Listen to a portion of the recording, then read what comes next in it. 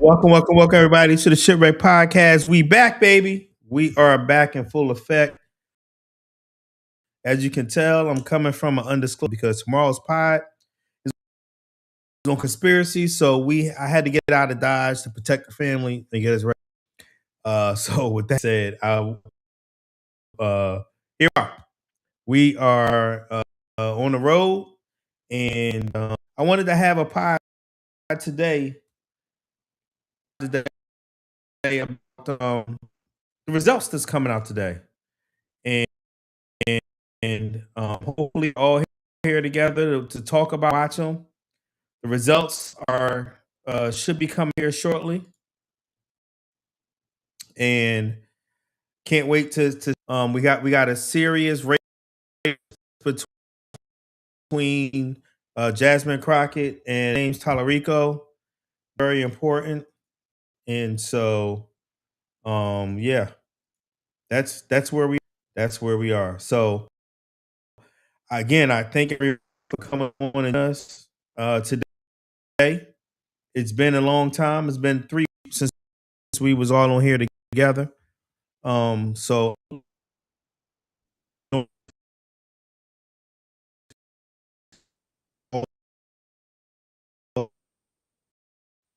uh,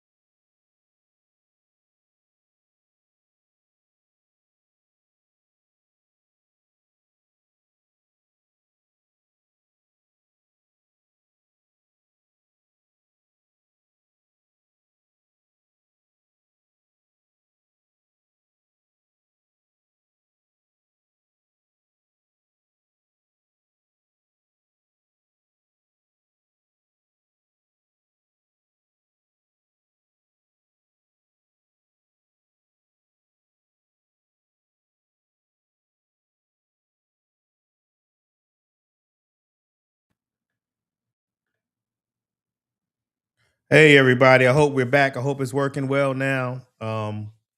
Again, I am on a at a different location, so you got to bear with me with this internet here. Hopefully, it's working out and you can hear me better.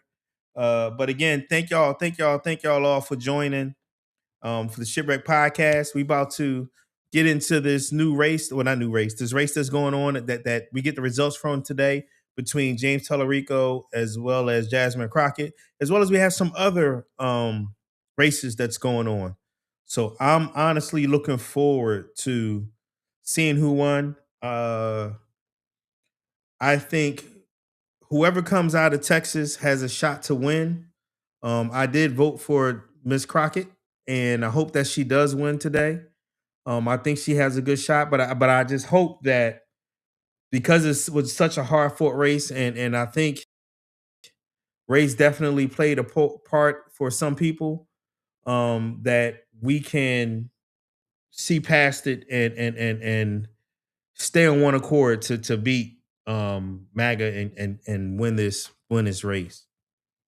So again, thank y'all for joining us today. I hope you can hear now. And my internet is going in and out. So again, we have some big races, and there's other races too, as well. It's not just in Texas, North Carolina, I believe, as well. We are going to feed into to some news organizations so we can look at the feeds together, and we have MSNBC that's here, or NBC centers in both states. Let me know if y'all can hear that. Former Democratic Governor Roy Cooper is key to the Democrats' hopes in flipping that because Senate I wanted to make sure that we can now, all see and hear this. Too early to call. To make sure that everybody's watching as the results to see what start to happens come with the in. former RNC chairman Michael Whatley. He's got the president's endorsement. He's expected to be the favorite here. Question, Kristen, is going to be, of course, on the margin, on the gap. How big, if he wins, is the victory? That's right. And in Texas, so let me know if y'all can hear that Crockett or not. Is facing off against State Representative James Talarico as Democrats hope this year is the year they can maybe turn Texas blue. Republicans are thinking they want to keep it red, obviously, but that is going to be interesting depending on what happens in that state. You see the Crockett race, Talarico. We see sound coming in again. Oh, wow. The race is already coming in 50.4 to 45.8. Jasmine is up we can show you already. Here, the incumbent, of course, Senator that's John good to Cornyn, hear because facing a pretty tough wow, challenge from Cornyn is up Attorney General 47.5 to Ken Paxton, 36.6. well. President Trump, 36.4. Kristen, as you know, hasn't endorsed in this one. He says he likes them all. That's an interesting point. Well, he was just in Texas, Wow. which is all right. If you want to join the pod so again, go to your go to the races link that I put into the YouTube channel already. I haven't put it in Facebook. Let me go ahead and do that now. House incumbent against a progressive challenger. That's in North Carolina's 4th district. We want to get right now to our NBC News chief data analyst, Steve Kornacki, for a look at where I see them on. I can't hear you, Hallie and Kristen. Go ahead. Take it away, Steve. So I'm sorry about that. I could see you. Look, we just got our first returns here in this Senate race. We'll start on the Republican side. Key thing to keep in mind here, there's an issue there in Dallas County. I'm sure you guys will be talking about it here. The Democratic numbers in Dallas County, one of the biggest in the state, will not come out till 10 o'clock. They've kept the polls open for the Democrats, not for the Republicans. The parties run separate primaries. So you see John Cornyn here. What you're looking at here is the early vote. That's what's being reported out by these counties right now. All that vote that was cast weeks ahead of time, days ahead of time. These counties can count that up ahead of time and report it out all at once. This is half of all the vote that's going to come out of Dallas County, one of the biggest in the state. And you see there Cornyn with that lead over Paxton. Right next door in Tarrant County, this is where Fort Worth is. Again, this is the early vote. This is a very big piece of real estate. Cornyn leading that early vote by 9 points. You know, north of Dallas here, this is all in the Dallas-Fort Worth Metro County. You can see an advantage here. This is Ellis County, fast-growing south of Dallas here. I think the thing to keep in mind, two things to keep in mind on this Republican race is this area where the vote is coming from right now and where Cornyn is leading Paxton is probably going to be the best area in the state or one of the best areas in the state for John Cornyn tonight. In past primaries, Cornyn has run his best here in the Metroplex relative to the rest of the state. And in past primaries, specifically in 2022, when Paxton received a challenge from George P. Bush, Paxton lagged a bit here relative to the rest of the state. So I'd say right now, from the Cornyn standpoint, they need these counties to be coming in his shade of red here. And in fact, you do see a couple pink. Kaufman County, this is a fast growing, sort of getting outside of a little bit outside of Dallas here. Paxton leading the early vote here. Get up into sort of Texoma area here. This is much smaller. Paxton leading there, but I think Cornyn wants to be running up the score here. There are the other area that's going to be strong, I think, tonight for Cornyn is going to be around Austin. So let's see as it fills in. This has to be big for Cornyn. Right now, it's a decent start for him. Democratic side here. Let's take a look, though, at what we're getting in that race. Again, we don't have numbers from Dallas. We will not have numbers from Dallas County until 10 p.m. In the Democratic race. But we do have, in Tarrant County, Fort Worth, you have Crockett here leading in the early vote. Crockett is up in Tarrant. Points. That's good. You have Denton. Again, this is a big one, the early vote. Now, you see, these are two different shades of blue here. This is James Talarico leading here in the early vote. I think, again, what you want to keep in mind about this area is this is Crockett's backyard politically. Her political base is in Dallas. That all of the polling in this going into this election had said that Crockett was winning and winning big with the black vote. There was a lot of sort of disagreement between the different polls out there. The one thing all the polls agreed on was that Crockett was winning big with the black vote. That means we won't know till 10 o'clock, but she needs a gigantic number out of Dallas County when that finally comes in. There's a significant black population, and it's her political base. She's also expected to do well and to in these other counties, like in Tarrant County. I think early on, she's getting the numbers she needs there. The question is going to become, this is the early vote, when it was cast today, how does that look? Is it also 56% Crockett? Was Talarico doing a little bit better in that? That's going to be to come in, but we're getting big pieces of real estate starting to come in here. Everything you're looking at right now, keep in mind, though, is the early vote. 100%. Steve, you're teeing us up, I think, for a really important piece of the conversation. This thing that has developed in really just the last I want to bring in our Priscilla Thompson, our Ryan Chandler, our team on the ground in Texas. Ryan, so she's going to explain to you what happened and why Dallas is staying open for an extra couple of hours. Jasmine Crockett's headquarters in all important for her, Dallas. In Dallas County. And this issue with some confusion around polling sites, right? That has, just to be clear here, that has delayed the closing of the polls for about an hour longer than what we had expected, right?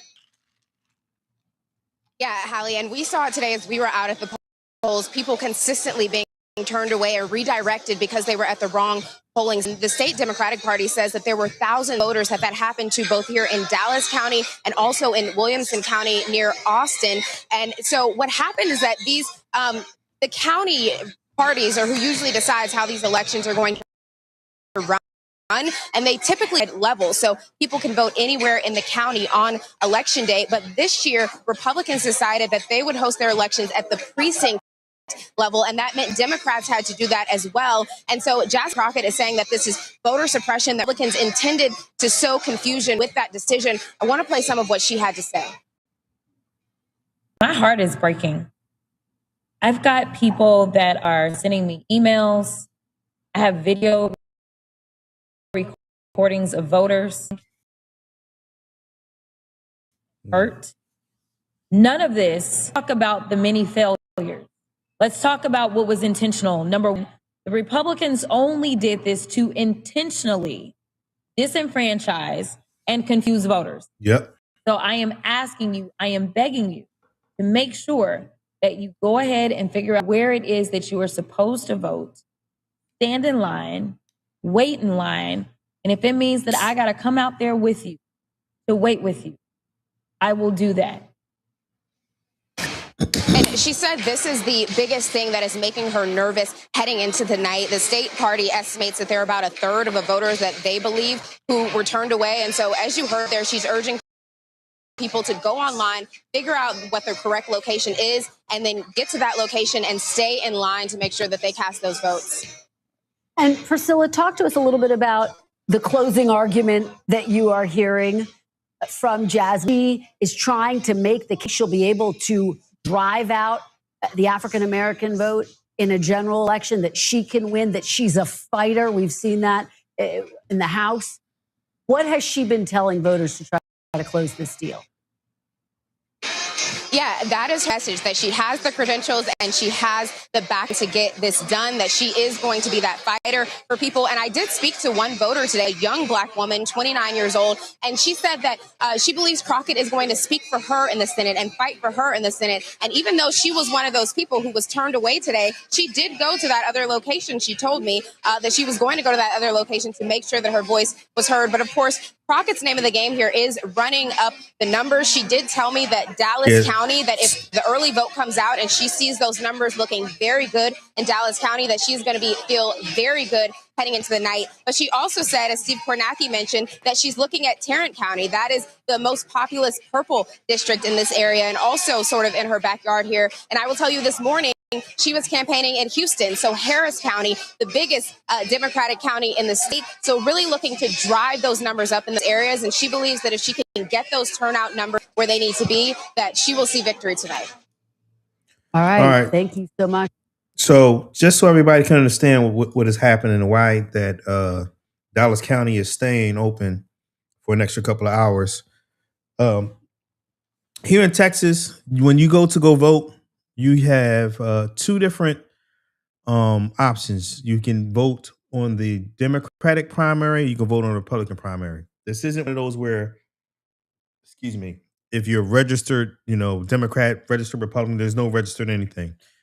When you go to vote for the primary, you can decide right then and there which primary you want to vote for. And for early voting is usually about a week and a half to 2 weeks before the actual vote. And you can vote anywhere in the county. Anywhere in the county, they will let you vote. You have to go to your exact precinct. And on election day during the primaries, they also will let you go to anywhere in the county as well as vote for off year elections, stuff like that.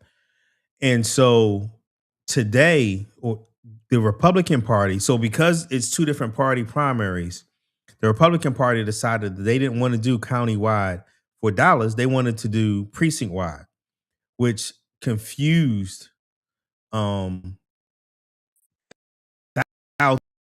of people in Dallas County. Used to going to whichever precinct they wanted to, and they didn't know until they got there that they couldn't vote at that precinct if that wasn't their precinct of their home precinct. So Jasmine went to court and was granted an extra couple hours for Dallas County to continue to vote. Again, it's just complete blatant election interference by the Republican Party. They call themselves patriots, yet the most patriotic thing I think American can do is vote. The most American can do is vote, and not allowing and at every turn have been trying to suppress the vote for decades. And we can even go back to the civil rights era, and we can go back even further to Reconstruction. And once we first got our freedom in 1865, you can go back that far to see that they have tried to disenfranchise Black folks from voting, and it still continues to this day. Today it's called voter ID and the SAVED Act and all that bullshit. But I think looking at this, I think that obviously whoever comes out of this primary, we have to back. And I'm going to continue to say that all night long as these results continue to come in. If you would like to join the conversation, please hit the link button in whether it's YouTube or Facebook to join in and talk. Because I would like to hear from some of the voters here in Texas and observers as well. If you just wanted to come in and talk about it. Take our own little straw poll on who voted for what, because this is a very important election, and I want to hear from the voters. So as we continue to look at the reports to see what the numbers look like, again, it's not just James versus Jasmine. We do have the other Republican primary to see who would win there. And again, let me tell you something else here in Texas. If you do not get 50% of the vote, if one candidate does not get 50% of the vote, there will be a runoff. The runoff takes 2 months, so the runoff won't be until May. So it's already has been the most expensive Senate primary in American history between the Democratic and the Republican side. The Republicans spend a lot more money to try to win. So again, we're going to continue to go back and forth between our commentary and us talking and debating on where we're at with this election, as well as listening to the reports. So I want to go in and listen to some more because they're still talking about the Republican side at this point. He, ended up being off Lieutenant Governor David Dewhurst in a runoff when he first won. Ultra low turnout affairs where it's the big. Again, if you want to join the conversation, I put the link in there. Please hit the like and subscribe. If you're on Facebook, share this. Share it on Facebook if you're on Facebook, please. That's so crazy. I've had some layovers. Well, Jared, it takes me to my next question, because you talk about the fact that Democrats are eyeing this. I mean, Democrats want to race for 30 years. I remember covering the Obama administration, and they were saying, we're eyeing Texas. Texas is a possibility. It has been fool's gold for Democrats. talk a little bit about why and about the extent to which tonight, quite frankly, is a test of the issues as well, whether it's affordability or foreign policy, which is now front. Yeah, that's exactly right. I mean, look, there's 30 million people in Texas. It's a huge state. You've got all these different media markets. It's also a super diverse state. And I think that's part of the reason it's been so appealing to Democrats over these years. You look at Texas and you see huge African-American vote. You see this huge untapped Hispanic vote, particularly in Harris County. Hey, Eric, welcome to the pod. Please enjoy the commentary that we got going on and chime in if you want to talk about it. Democrats look at that and they say, that should be a Democratic state. That's the coalition we've been building. But you've got something like 250 counties in Texas. And once you get outside about the biggest 10, the rest are all deep red, a lot of very rural counties, a lot of people who are dyed-in-the-wool Republicans, and that kind of tidal wave of red counties is ultimately what washed out Beto O'Rourke and has washed out these other Democratic candidates over the years. We're talking a lot about Texas tonight. We're going to be talking a lot about Texas. I don't want to lose sight of North Carolina, Ryan. 12 minutes now from polls closing in that state. All right, I just want to add, Texas is going to be a long haul for any Democrat to win, whether it's James or whether it's Jasmine. And I think they have two differences on how they want to attack the general election. I think James is going to try to convert. He's going to try to get normal, not normal. He's going to try to get Republicans who are disenfranchised or skeptical of the current regime to vote his way and try to create a check on the Trump administration. And I think Jasmine is going to try to get new voters and energize people to vote for her side and get people who usually don't vote or have never voted to vote. I think it's going to be two distinct general campaigns, honestly. And I'll be honest, I at first did not want to vote for Jasmine. I thought that James gave us the best chance, us as Democrats, the best chance to win a general election. And I was persuaded by my brothers and my wife to to vote for Jasmine, and I'm on board. I think she can win. I think she is a fighter, obviously. I think she is more qualified. But there's still a lot of work to be done, regardless of who the candidate is going to be, because Texas is going to be an uphill battle. Again, if you want to join the conversation, hit the link in the YouTube or Facebook. If you're on Facebook, share this. If you're on YouTube, hit the like and subscribe and share it as well. Again, this is the first time we've been on in about 3 weeks. We're in an undisclosed location due to our next episode tomorrow, which is going to be on conspiracy theory. So definitely chime in on this one. This is a house seat that I wanted to talk about a little bit as well. So let's listen to what they're saying about this house seat in North Carolina. Record as anyone in the House, and she is facing a challenge from the left. That's right. And so there's also a generational question here as well. So the Democrats, while they feel like they have the wind at their back and a ton of momentum, I think in each one of these primary contests, as we get through the calendar, we're going to demonstrate where the fissures exist within the party. Well, it's such a great point, Ryan, because what you're also seeing, Garrett, is this test of progressives versus moderate candidates. And then on the right, more moderate conservatives and then more far-right conservatives. And it's that clash that we're seeing in both of these parties play out tonight. Yeah, and on the right, it's interesting because, I think that some of the lines have been blurred between what it even means to be far right. And so much of it gets cast in terms of loyalty to the president. That's certainly the case in Texas. And in North Carolina, you have essentially a de facto nominee in Michael Whatley, the person who was blessed by the president for getting into this race in the first place. But I talked to a senior Republican strategist who worked on a lot of national races today, who told me he's actually a little bit worried about North Carolina, for part because of the reason Ryan just laid out in terms of the Democratic recruit there. But also Michael Whatley, while he has the Trump blessing, kind of has all that MAGA armor on him, he's not somebody who's run races before. He's not run statewide races before. He is a political operative trying to jump all of a sudden into being an elected official statewide. There's not like a huge track record of folks like that being successful nationwide. And so Republicans are definitely sweating North Carolina. All right, guys, thanks for starting us off. We are 8 minutes, by the way. I'm looking. We're like 7 minutes until polls close in North Carolina. It's going to be a really dramatic moment. Steve Kornacki, I know, is watching the boards. He's watching and all right, so they're going to break again. If you want to join the conversation, come on in. I want to hear from especially Texas voters, because I want to know who you voted for and why. This is a very important race. I personally voted for Jasmine, and I have no crux of that. Talking about it, my I will say my wife looked at my ballot to make sure I voted for Jasmine because maybe she thought I was. We joked about that. Again, this is going to be this is a very important race. The Senate is at line. I think the Democrats really have a chance to take the Senate. They have to win some seats, whether it's Texas, whether it's Maine. They got to continue to keep their seat in Georgia. They got a shot in Iowa. They got a shot in Ohio.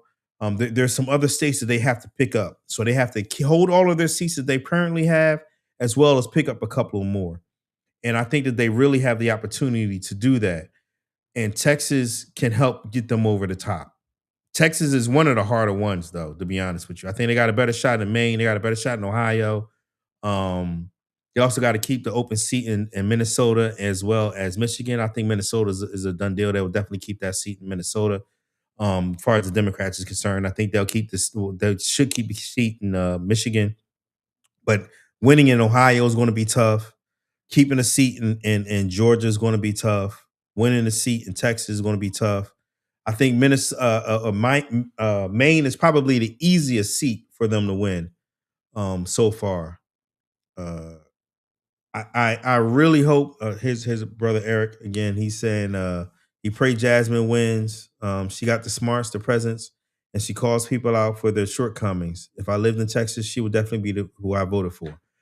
I can't dispute anything that you said. But again, I think my initial reason for saying that I was going to vote for Talarico or I was supporting Talarico to win was knowing the demographics of Texas. Texas is a majority minority state.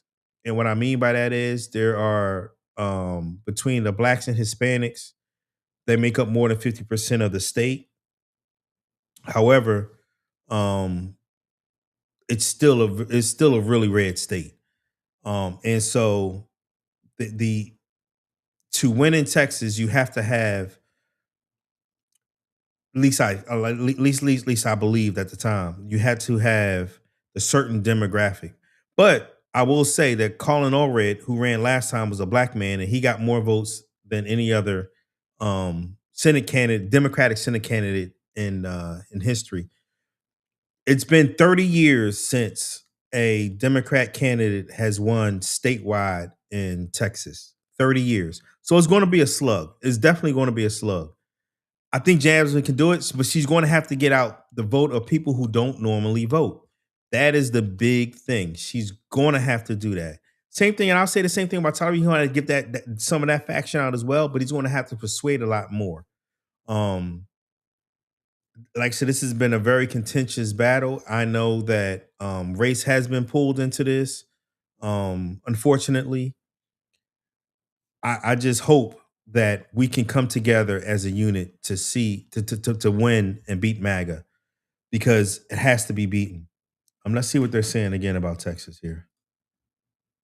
So that is an ongoing investigation. There's still a lot we don't know, Hallie, including his motive. But of course, it is a scary and alarming situation, especially given the rise in political violence that we've seen over the past few years. Absolutely. And Mel, just set the stakes of this race. You have Senator John Cornyn, who, by all accounts, at various moments has broken with President Trump, which is why he never got the endorsement from President Trump. And then you have Ken Paxton, who has his own political baggage. By all accounts, this could be heading to a runoff. What are you watching for tonight? And is that the expectation there inside the campaign? Yeah, I think for both the Paxton campaign, the Cornyn campaign, and the Wesley Hunt campaign, everyone is under the expectation that we're not going to have an outright winner tonight, that this is going to a runoff. But I do think the standing of the candidates really matters. And that's because, as you mentioned, President Donald Trump has yet to weigh in. He has sat on the sidelines. He said he likes all three candidates. But a strong showing by one of those candidates could entice Trump to get off the sidelines between now and the May runoff. And by contrast, a poor showing, particularly from John Cornyn, may put some pressure on GOP leadership to start diverting resources elsewhere, especially because this primary has already become one of the most expensive in history. And they would rather spend their money on other seats where they're going to be putting up a tough fight against Democrats. So that is a huge dynamic in play. John Cornyn has tried to make the electability argument a centerpiece of his campaign, arguing that Ken Paxton is a liability for Republicans, given all of his personal scandals, from that impeachment trial that he was acquitted for to now he's going through a messy public divorce. But Ken Paxton, he's brushing aside those controversies, saying he is the most pro-Trump candidate. I would definitely agree that Cornyn is probably better a general candidate for Texas. No firearm. So just to make it clear for that, regarding the security issue outside Paxton campaign headquarters, the tone here has been really interesting. Yeah, when you that's talk important. That's important. Yep. When you talk about Paxton v. Cornyn v. Hunt, and what's interesting here, and Steve Kornacki is noting it, looking at some of the early numbers now from Congressman Hunt's results so far. Again, we're still a ways away from polls closing, but as you pointed out, the really sort of bitter tone that this race has taken. We say bruising. Is it a cliche kind of? In this instance, it really has been bruising. It really has. I mean, it's devolved into nothing but mudslinging between these three candidates. And keep in mind, if it goes to the runoff as we expected, it's only going to get worse. This is going to drag on. It's going to drain resources. There's going to be more money. I expect that they will continue the same attacks they have lobbed on one another. So this has gotten really messy for Republicans. And the reason why it matters is because if one of those candidates emerges bruised as a candidate, whether that is Paxton or Cornyn or Wesley Hunt, it's going to make it a lot harder for them to compete. And all the while, we are expecting Democrats to be able to come out with their candidate. Essentially, they're going to get a head start for November. And so that's the fear, particularly among the GOP leadership. That's why they've been backing Cornyn. That's also why they've been begging Donald Trump for an endorsement. Of course, that has yet to come. We'll see if that changes, though, after tonight, guys. Yeah, we'll decides to endorse if there is, in fact, a runoff. All right, Mel, thank you so much for that. Now, we want to bring in the former House Speaker, Kevin McCarthy. Thank you so much for joining us. Really appreciate it. All right. Mr. Speaker, again, what are you watching for tonight when you talk about Texas? And this also is going to North Carolina? be a slug. I think regardless of who wins on the Republican side, it's going to take a lot for the Democrats because of the race issues that people have been talking about when it comes to Jasmine versus Talarico. And I don't think that they went at each other personally as far as that, but surrogates. I know Colin Allred has come after Talarico after something he called Colin Allred a mediocre black, which is absolutely uncalled for. I think there's been other things that honestly I don't know because I have been kind of out of the loop the last few weeks. So it's going to be a slug. It's going to be definitely something that we're going to have to come together as a people to defeat MAGA.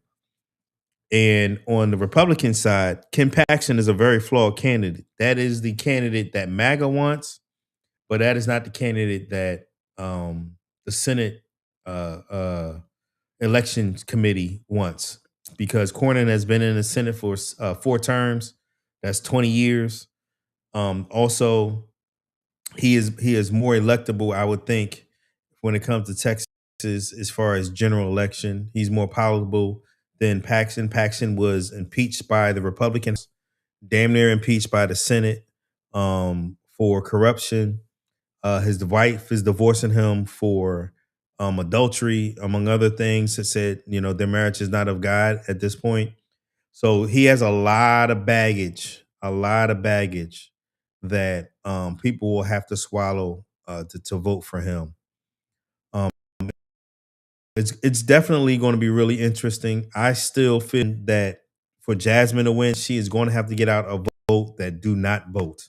She's going to have to run up the numbers in Tarrant County, in in Dallas County, in Harris County, in Houston, in Beaumont, all of those areas, Austin. Same thing, Talarico. They're both kind of run up those. But I feel that Jasmine can get it done. I think she is more of a fighter. I think she will be more of a fighter. I know there's been people talking about Talarico is no different than Fetterman in Pennsylvania. Hope not. Fetterman has been a disappointment, to say the least. I hope he's primaried by Connor Lamb in Pennsylvania and they get him up out of there. But it's definitely going to be a trying time. Again, if you're watching this, please hit the like button. Please hit the subscribe if you're on YouTube. If you're on Facebook, please share it on your Facebook so we can get more community members as well. If you would like to join the conversation, you can join the conversation by either calling the phone number that you see scrolling on the screen, as well as clicking the link, whether it's in Facebook or whether it's in YouTube, to join the conversation. Because again, I want to hear from voters to see where you guys were at. Like, did you vote for Jasmine? Did you vote for Talarico? And I want to hear your views on that and who you would like to go up against. It doesn't matter. I want to hear the viewpoints and for us to get along and have an honest conversation. Let's go back and see what they're talking about now. Republicans are high. President Trump is really high numbers. You could have got some really big recruits. Who's ever on offense is going to win. You can't play defense in this nature. And we have too many retirements. We could break the 2018 record. Yes. You have a lot of retirement. To this point here, let's talk about the only House Republican incumbent who does not have an endorsement from President Trump, and that's Dan Crenshaw in Texas here, who has, obviously split with the president, split with where the party is in some ways on foreign policy, on Ukraine, but has largely backed what President Trump has pushed when it comes to his votes in Congress. How do you see that race? I don't see Dan Crenshaw breaking with President Trump. I mean, I think people would say something. Look, Dan Crenshaw is an American hero. Dan Crenshaw is a Navy SEAL that risked his life for every wounded and came back again. He's an extraordinary statesman. And I don't see him differing from President Trump's policy. He actually defends President Trump's policy time and again. This is a redistrict that he's running in a new district. You've got a state rep in there that represents part of it, so it's a little more challenging from that basis. But Dan Crenshaw is an extraordinary member, an extraordinary person. Again, the Republican Party is all about Trump and Donald Trump. If you show 100% loyalty to him, he will support you. If you do not, you will not get that, and he will at sometimes come after you. It is the one thing that I will say that I enjoy from Donald Trump is watching him humiliate people, whether it's them eat their words and change their complete viewpoint whenever Trump changes viewpoint, or they back him to the kill and give him 100% of their loyalty, and then he throws them off the boat. I want to see with Margie, because Margie's one that was thrown off the boat. Denounce what happened.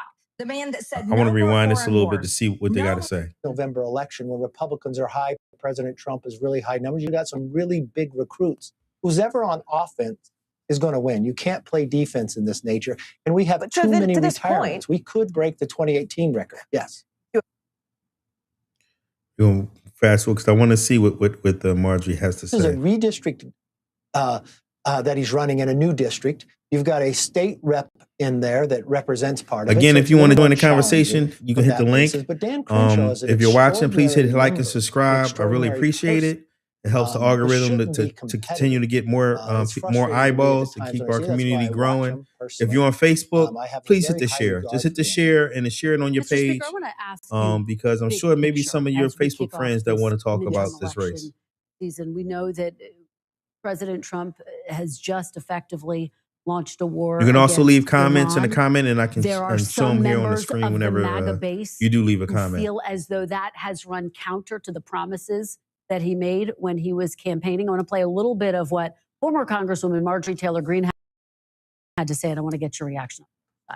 I want to say, what is happening to the man that I supported? You supported the man that denounced what happened in Iraq, the man that said no more foreign wars, no more regime change, promised it on the campaign. J.D. Vance promised it. Tulsi Gabbard promised it. All of them promised it. And we're a year in, and we're in another f***ing war, and we've got American troops being killed.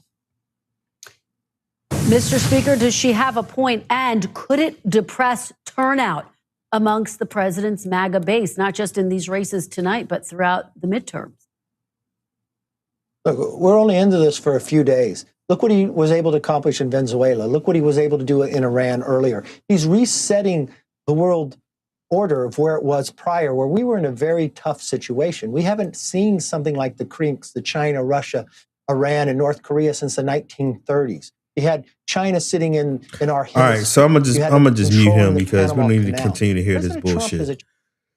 In conversation, we can talk more just than primaries. We are and I personally don't think the war is going well. We've already lost 6 service members, unfortunately, rest their souls and pray for families. We also see chaos in many other many other countries, Arab countries and cities. We have our first projection. Let's listen to this real quick, and then I'll continue on. Senate primary there. You can see some of the, again, early 92. moment here in North Carolina, but Roy Cooper, former governor there in the state, widely expected to be the Democratic candidate in what is going to be a high-profile Senate race, taking it according to our NBC News projection. Wow.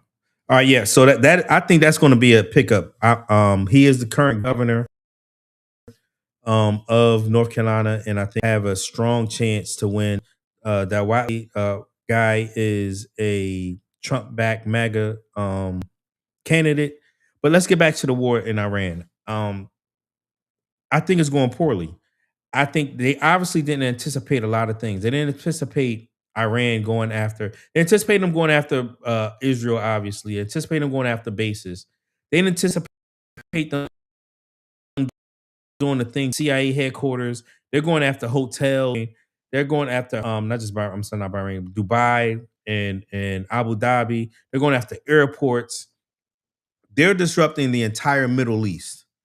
And our government didn't imagine and didn't anticipate that.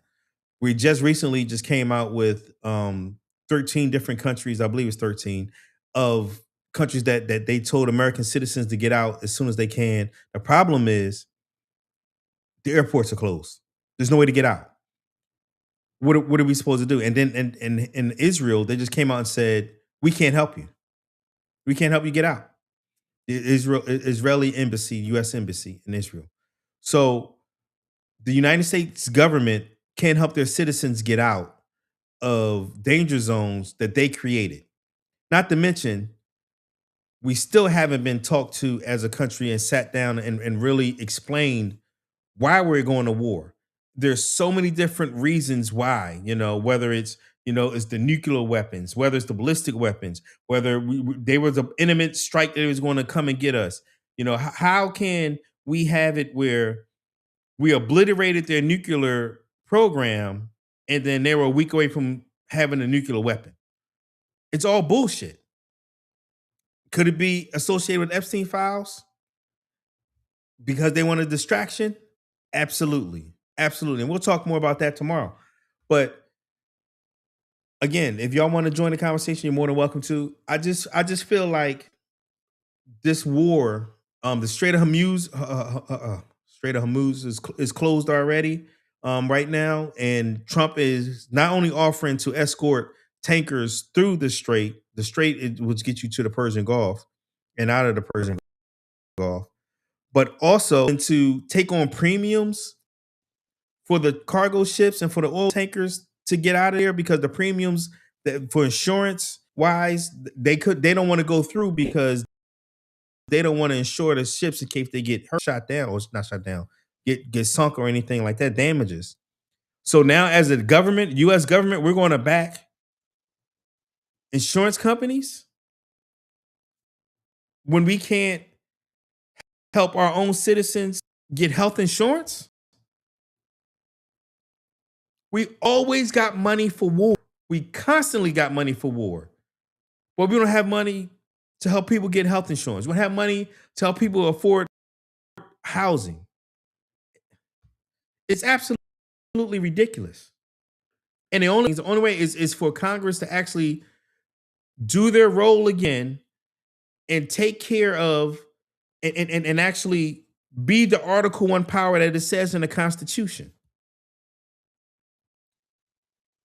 And until we do that as a country, going to let this rogue madman do whatever the hell he wants, because that's what he's doing. We got some comments here. Gregory, welcome, Greg. Thinks it's a huge distraction. Greg, do me a favor and share this on your page. I really appreciate it. We're trying to get as many eyeballs as we can to grow our community. Yeah, that's crazy. I agree with you. It's crazy. We have to, as a people, we have to take our country back. And I'm not just talking about Democrats. I'm talking about we are not a functioning democracy when you have the Congress obligating their role and giving up their authority over and over and over and over again. When will it change? You have to put people in power to change it. And this is where, if I'm being completely honest, the Democratic Party is to be at fault as well. Chuck Schumer has to go. He can no longer be the Senate majority leader, minority leader, whatever you want to call him. He cannot be the leader in the Senate anymore for Democrats. Hakeem Jeffries, but I don't think you're the man for the moment either. I just don't. You aren't forceful enough, and that's what honestly to me when we start talking about it, when it came to Jasmine versus Talarico, that drew me and said, okay, I can. Oh, we got some more reporting by Steve. Anytime Steve come on, we're going to go to him. Enough votes here to keep both of these candidates in the statewide tally under 50%, but you see a big divide right there. But the idea that if there's a runoff, it's going to be between Cornyn and Paxton, certainly looking like that would be the most likely thing here, just based on the vote that we've seen so far. But Democratic side, I wanted to update you on there. James Talarico just took the lead statewide here because, in no small part, this happened. Holy Travis shit. County, this is where the state capital, Austin, is. Now, we knew this was going to be 76 to 23. State legislator. This is where his district is. This is the early vote. So, you always have that sort of caveat there. With the same day vote, that's not good. Would this number come down as the rest of it gets tallied? But I'll tell you, if it's anything like this, if he's getting 3/4 of the vote or so out of Travis County and getting real big turnout out of Travis County too, 103,000 to 31,000 backyard here. I think maybe a little bit bigger than expected. It was enough to vault into the lead in the statewide count. But this is very patchy in terms of where we're getting the votes for Crockett's own political backyard, Dallas County. Dallas is not going to be counted until 9 o'clock. Anything until 10 o'clock. Yeah. Or 10 o'clock. Is, Talarico just landed from his home county. Now, when Dallas and Crockett do the same thing, the pressure, I think, is going to be on her to do that. Yeah. Has to. She has to run the numbers up in Dallas. Carolina. We just made the news. Again, not altogether surprising. The front winners. Tell us how they did it, what you're looking at, and then this other critical House race that we're watching as well. Welcome back to the pod, Ronnie. How you doing, my brother? As votes are coming in there. What up? You got it, brother. What's going on with you? Nothing much. Just happy to be back on. Happy to be back on air. I don't know if you just seen, but Talarico just took the lead over Jasmine by about 8 points. He just had a huge amount of votes come in from his basically his home district of Austin in Texas, here in Texas, of 73 to 25. That was his. That's huge for him to get three out of every 4 votes he got in Austin. And this is just the early vote. So you still have more votes to come in, and Dallas hasn't been counted yet, and Dallas won't be counted until for another hour and 10 minutes before the polls close there. But wow, that was astounding. I'm not gonna lie, that was shocking to me to see him to go up by that much, because even in Tarrant County and the surrounding counties from Dallas, Jasmine was up by 12 points, not 73 to 25. That was a lot. How do you see the race playing out? Who do you think is going to win? Again, this is way too early to tell, but a lot of times this is a lot how everybody know how I work, early voting and all that other stuff, and the numbers is saying certain things, and all of a sudden you wake up like, what happened to all the numbers? But for me, Jasmine still has a shot, because if not, they would already predicted old boy Talarico to win, right? Yeah. She's still it's this is going to definitely go down to the wire. I don't think it's going to be it's going to actually be called until probably midnight at least. For the record, folks, we're not going to stay on the midnight or anywhere close to that. Right. But I just want to give us the opportunity to talk about it. I just want to make sure that us as a party, we still continue. We got to come together to. We have to. Oh, MAGA. We have to. Yeah, MAGA's gonna they're gonna lose. You know what I'm saying? That's not the question. Sorry, I'm just trying to. I'm gonna log in on my computer. But yeah, MAGA's gonna lose, and they know it. That's why they throwing in all these wrinkles, mass confusion. You know what I'm saying? Change voting locations, change the way you voted, change districts, change this, put that away. Now you got to add this in there, and you got to put all that. That just lets you know that they in trouble. You know what I'm saying? They know they're in trouble, and that's the thing that people have to be concerned. Well, not the people. That's what MAGA has to be concerned with, because the more you try to stop something, the more people are going to do it. And that's and to me, I think this is a good and a bad thing, in a sense where they're actually seeing what the government or what Republican Party or whatever party is can do or will do, or what length they will go to try to get everybody out of it. You know what I'm saying? Or try to change the scope or the how it's going to turn up. And if I'm in charge of the system, which they are, or I wouldn't do it, but most of them are just, they know what they're doing is wrong. You know what I'm saying? But what they always say, some people always tell you, if you ain't cheating, you ain't trying. You ever heard that? Oh yeah, absolutely. So in the sense to where clowns like that are doing things where, or I should say, as a whole, it just shows what kind of people these people really are. And like I said, the system's working. It's working. And people just got to continue to go do what they got to do. If they got, like I said, if they got to go and stand in line for an extra hour or two, or move or go to a different spot, people are going to go do that. They're already doing it. Jasmine, like, hey, if I need to come out there and do what I need to do, you know what I'm saying, help you guys out, you know what I'm saying, get motivation, or have them open the polls up for you. That's what they're going to do. And I think a lot of this too is, I think they're causing a lot of confusion, because even if she does win, or Talarico, or hopefully she does, the other side's going to be like, oh, it was something wrong. They're going to try to go in court, and they're going to try to delay it as long as they possibly can, so the Democrats don't take over more seats. This is just a setup for all of that, man. And they're going to use it for each of the states as they get, and they're going to just improve on what ways they can try to, get people from going out there to vote, whether they need to go vote, or go out there and make it seamless. And they just making it just as harder for everyone else to do it. And it's showing, and everybody, people are seeing this. They're getting caught out by their own people. That's to really let you know, like, how it's really going. So yeah.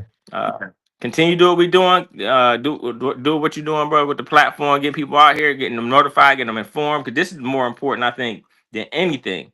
Is to get people out here and to be informed about, hey, get out and vote, and don't blame nobody else. And there shouldn't be no reason why you're not out there, executing your citizen rights as an American citizen. Because if you don't go out there and vote, again, we all said this: if you go out there and vote and things don't turn out the way that you want them to turn out, then don't blame nobody but yourself, the person in the mirror. That's how I look at it. Yeah, I agree. You know what I'm saying? Yeah, I absolutely agree. Yeah. Again, I just hope that we can come together as a people after this primary is over, and support whoever the candidate is going to be. I think we both agree. We hope that it's going to be Jasmine, but we're going to definitely need to come together as a people and defeat the bullshit that we got going on in this country. I agree. I'm here. I'm trying to get this thing together. Oh, you're fine. So I can You're get on my. fine. You're fine. Well, actually, No, I'm gonna but just say this for the I people agree, man. who are watching. Yeah. Election. That my internet is messing up at this undisclosed location, and so I am here, and I may have to reset it and come back and stuff like that. But I appreciate y'all watching. Again, if you're watching, share it on your Facebook. If you're watching on YouTube, share it on your YouTube. Share it. Hit the like. Hit the subscribe. If you want to join the conversation, or just leave a comment. You're more than welcome to at any time.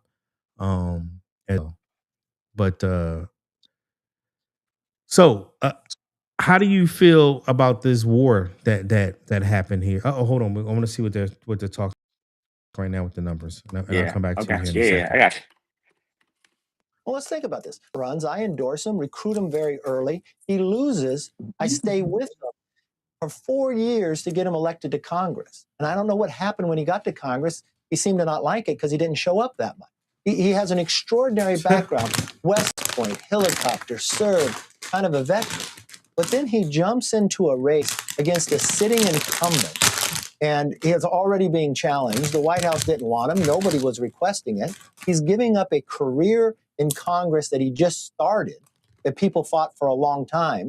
I mean, 4 years fight to get there, and he doesn't stay a full 4 years. And now the only thing he's doing is taking a small amount of votes to guaranteeing that this primary lasts longer, where more money is spent against each other instead of the Republican primary healing.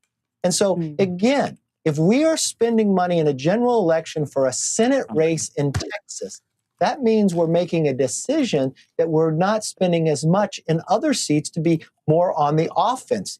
So I don't think this is going to play well for Wesley in his long-term or his short-term career, what the history will say about it. We put an asterisk on that. I want to see if our team can get Steve Kornacki back to talk us through some of those numbers, Mr. Speaker, to the point that you're trying to make here. But Ryan, I know you want to jump. Mr. Speaker, it's Ryan Nobles. We missed chasing you around the halls of the Capitol. I'm glad I've got you here captive to ask you this question. I'm interested in your take in his long-term or short-term career, what the history will say about it. Mid-decade Just on that, I want to see if our team can get Steve Kornacki. That we're talking about here today, but it basically started a redistricting war. Your state of California, the Republican Party is probably going to take serious losses as a result of it. We could see an 11-1 map in Virginia in favor of Democrats. Was that a smart idea by the president's political team to push this redistricting effort at this stage of the political calendar? Look, they're in a tough position of where to go. They're trying to play to win a majority. I'm opposed to play these redistricting games. In my very first day in the state legislature, I proposed legislation to make it a commission. Look, I believe in competition. When I became minority leader, Pelosi became speaker. 4 years later, we won the majority by 5 seats, and I won 5 more seats in California, not by redrawing them. I think it's bad long term to have states predetermine whether they're going to be Republican or Democrat. Do you know where the most Republicans in the entire country live? In California. Which makes up 40%. And they're going to be sitting there with 6% of the votes.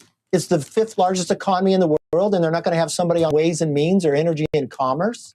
Look, the Senate is like the most exclusive country club, and the House is like eating at a truck stop.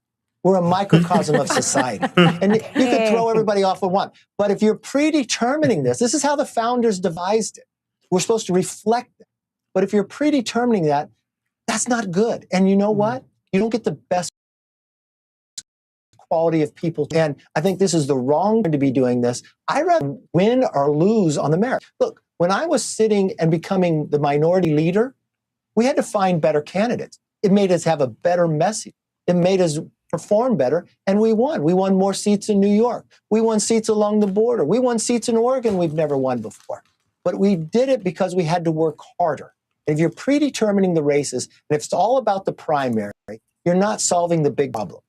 And it takes the power away from the people. I always think the people should pick who their elected officials are, not the other way around. And what Gavin Newsom did to California went directly against the Constitution that the Californians already decided they wanted. They voted on this. Overwhelmingly, 61% of the vote. No one ever gets that type of thing. And he did it simply because he wanted to run for president, and he's trying. That's complete. I'm starting him off right there because that's complete utter bullshit. He would have never did it if Trump didn't tell Texas to do it. He did it because Texas did it. They're gerrymandering right now. There was a 100%. bill. There was a bill in the last time the Democrats had the House to stop gerrymandering. All the Democrats voted for it. All the Republicans did not.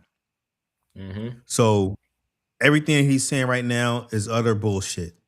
Because if they wanted to stop gerrymandering, I know that under the Obama administration, Eric Holder was dead set against gerrymandering and tried to come up with commissions. So the commission that he's talking about, Democrats have wanted to put that in place throughout all 50 states. The Republicans stopped. They want this to happen. They want gerrymandering. Now that they're losing by gerrymandering, it's a problem.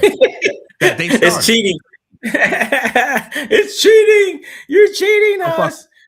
Listen, I love it because, like I was saying before, like the more you try to do something against the right thing to do, the more people are going to fight against it, right? And the more people are going to wake up to it. All this stuff you're 100% right. All the stuff you just talking about, all the stuff you just talking about is well done. I'm going to go to Quinnipiac. See what they're talking about. Has quite frankly been split up. How it is all but guaranteed to go to a runoff. Yeah, I mean, again, the divide here now is very clear here in terms of Hunt so far back here, but enough that look, in the count right now with a third of the vote, Cornyn well short of 50, Paxton well short of 50. So they're each doing well enough, I think, is the story that I'm seeing right now. Cornyn and Paxton are each doing well enough that they're not letting the other one run away with this thing. And Hunt is getting enough votes to make sure that neither one of them gets close to 50%, gets close to that runoff territory. So again, I'm just sort of I think we introduced this with you a little bit earlier. We expected that Cornyn was going to do best, like, I show you here, it was going to do best in a place like, in Dallas County, Tarrant County, Fort Worth next door, north of Dallas. You see him, we're starting to get same day vote here too, right at it. Okay, that's the big question we've been looking for is, are we getting some same day vote? But this is Cornyn doing very well here. I think when you get, going to take a while on the Republican side, when you get Travis County, it doesn't have the same kind of wallop in terms of vote share that does on the Democratic side. I think Cornyn's going to do pretty well there as well. Interestingly, Harris County, this is 10% of all the vote on the Republican side, basically a tie there in the early vote. But there are still some areas on this map here that I think Paxton could get could really squeeze some juice out of. This is the one I think I talked to you guys about this at the start of the broadcast, but Montgomery County, there is no county in America that produced a bigger vote plurality in 2024 for President Trump than Montgomery County. The growth here has been explosive. The population's grown like 400,000 people this century, 750,000 people. It's some of the most deeply Republican, deeply conservative turf you're going to find on the map anywhere. And I'm very curious to see what the number is that comes out of there, because I think the Paxton folks are probably expecting some big things there. In the next couple of seconds before we hit the top of the hour, Steve, I know you've also been looking at the Crenshaw-Toth race too. What's interesting about that right now? Something very interesting, and that's in the exact same area I was just talking to you about. I got to zoom in, geographically small, but okay. Okay. Sorry, there's a lot going on here, but this is the district. This is the district. Okay, there's two counties in this district. This is the county I was just telling you about. This is Montgomery County. This is part of Montgomery County, okay? Montgomery County is represented in the state legislature by Steve Toth. That's his political base. We don't have any vote from Montgomery County. Where we have vote from is from the other half of the district, and that is the Harris County portion. These are this is the suburban northern part of Harris County here. Okay, it's that, you kind of see it there. Houston. Toth is leading the early vote there. He's leading Crenshaw by 9 points in the early vote, sort of outside of his Montgomery County base. Okay, so Crenshaw's in trouble. These questions about the early vote. Does the same look different? I think you're Crenshaw. The other guy's more MAGA now, or you want to be doing exceptionally well. Yeah, in Toth's, in Toth's base there. But Toth right now, that's an interesting number coming out of the Harris County portion. Ooh, what you've dropped some interesting little breadcrumbs here, Steve Kornacki, that we're going to be sort of chasing around and following up on, of course. Steve, thanks for that. Appreciate it. We have just crossed now the 9 o'clock hour in the East. That means that most polls, not all are closed across Texas. And we've got characterizations now from the NBC's decision desk. So let's pull them up here. Starting on the Republican side, Texas Senate. No surprise that at this point, you are seeing these early numbers in. And we're looking at where that stands with 34% of the vote in. Yeah, that's right. And on the Democratic side in the Texas Senate race, it is too early to call. You see that Talarico has a lead, but look, only 35.7% of the votes in. So we're going to watch that race, heated race, very closely. We've also got a number of incumbents battling for their political lives tonight, including, of course, embattled Texas Republican Congressman Tony Gonzalez. Very, very small amount of vote count in so far, like 170 people have voted. That's the piece of shit that we'll keep watching that one. Incumbent Republican Congressman was messing with his staffer, also facing and challenger fighting. We were just talking about this race. Text messages came out of him acting a staffer for 6. She was married, and a few months after those text messages, she committed suicide by setting herself on fire. Ooh, Al Green in trouble? What? Al Green? Oh, wow. Let's listen to that. Menifee, 37 years old. Al Green in his 70s there. We're watching that one. Yeah, one of those that was redistrict. Okay, and in North Carolina's 4th district, where the Democrat is facing a primary challenge, Valerie Foushee facing off against Nita Alam. 48.6% of the vote is in. Valerie Foushee, the incumbent, with a narrow lead right now. But again, folks, it's just 48.6% of the vote in. So this is one that we continue to watch very closely. On the Senate side, we've talked about this. Democrats in North Carolina, Roy Cooper, the projected winner as expected. And NBC News is projecting that Republican Michael Whatley will win the Republican nomination. He just spoke to supporters at his campaign headquarters after the call was made. He's the former RNC chair. He was endorsed by President Trump. Let's take a listen. I want to thank President Donald J. Trump for his strong and unwavering support in this race. His leadership has changed our country, and I am proud to stand with him in the fight to secure our border, economy, and put America first. Michael Whatley speaking there. We also don't want to ignore our friends out in Arkansas, where it's primary night out there as well. And in the gubernatorial primary, no surprise here, NBC News projects that Governor Sarah Huckabee Sanders, of course, is the projected winner of that primary. Former, of course, White House Press Secretary Kristen, when you and I were running around that building. That's right. We spent a lot of time in our office trying to get some scoops. And incumbent Republican Senator Tom Cotton is projected to win his Senate primary. No surprise there as well. NBC's Mel Zanona is in Dallas, Texas, with the view from Ken Paxton's campaign headquarters. NBC's Ryan Chandler is from James Talarico's campaign headquarters, and Priscilla Thompson is at Jasmine Crockett's headquarters. Mel, you want to kick us off? What's the mood there right now? Well, it's really starting to fill up here at the Paxton headquarters. And I do want to mention the split screen that is going on. Because Paxton is here. He's holding an event tonight. He's got supporters in the room. There's going to be special guests. By contrast, Senator John Cornyn, the incumbent in this race, he's not holding an event tonight. He's just holding a media availability with reporters after we presumably get some of the results in later tonight. And the reason is because they acknowledge this is likely going to a runoff. They say there's nothing to celebrate just yet. But for Ken Paxton, the fact that he has made this race so close, given that John Cornyn is the incumbent, given that he has had GOP leadership backing, that is a huge feat for Ken Paxton. So they are starting to really soak in some of the early victory, but they too acknowledge there is a long way to go between now and May. And if this primary was already expensive and bruising and messy, it's probably only going to get worse in the months ahead. Priscilla Thompson now, who is on the Democrat ledger there. And what's been interesting, and we've been following it really since we came on the air about an hour and change ago, is this issue with these polling, some confusion there. The Crockett campaign pretty fired up about this. Yeah, very fired up, calling it voter suppression, saying that they have been getting tons of emails and messages throughout the day about this.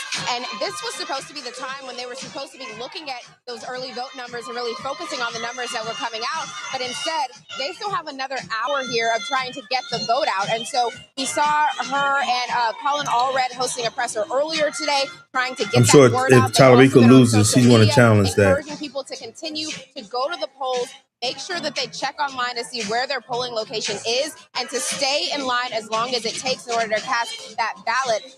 But of course, they also have got to be looking at these numbers as they're starting to come up as well, even as they are still trying to turn out that vote for this next hour here. All right, Priscilla, thank you for that. Ryan, let's go to you. You're at the Talarico headquarters. He has been running as basically painting himself as someone who would be more electable in a general election, trying to make the case that he can drive out more independent, moderate voters against the argument from Jasmine Crockett that she's the fighter who's going to take on President Trump.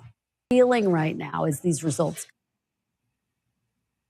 Well, if it gives you a sense, Kristen, every time the results from this race come up on the live stream behind us in this party, everybody cheers. People are feeling optimistic here tonight. You're right. This is a race for them of a peacemaker, of a seminarian who took a break from that to run for Senate. They believe that he has much more broad appeal to put together a more diverse coalition, whether that means age, race, or indeed politics. I've been following Talarico around from Dallas to Houston to Austin, and I think I've heard him say the words Donald Trump twice. And it is only to say to the crowd, if you voted for Donald Trump, you have a place in this campaign. We are seeing a lot of optimism because people think that message is resonating here tonight. All right. Thank you so much for that. So how do you Chandler, feel about appreciate that, it. Ronnie? Stay with us. We'll come back to you. Like I was saying earlier, between it's being Jasmine or James, they're gonna have to run two completely different general election campaigns. I think Talarico is going to run a campaign of trying to get crossover votes. He's going to try to get as many other people who voted Republican in the last election and normally vote Republican. Mm-hmm. Whereas Jasmine is going to try to get energy and get people who hasn't voted. Mm-hmm. Some of those who are disenfranchised with Donald Trump. Where do you see and who do you think would give the best shot of winning here in Texas? Again, I'm not gonna go against. Again, I'm outside looking in. I just know more about Jasmine than I know anything about Mr. Talarico. I know what I know what she's capable of doing and what she's done in Congress already. Mm-hmm. I know her position on everything that deals with everything.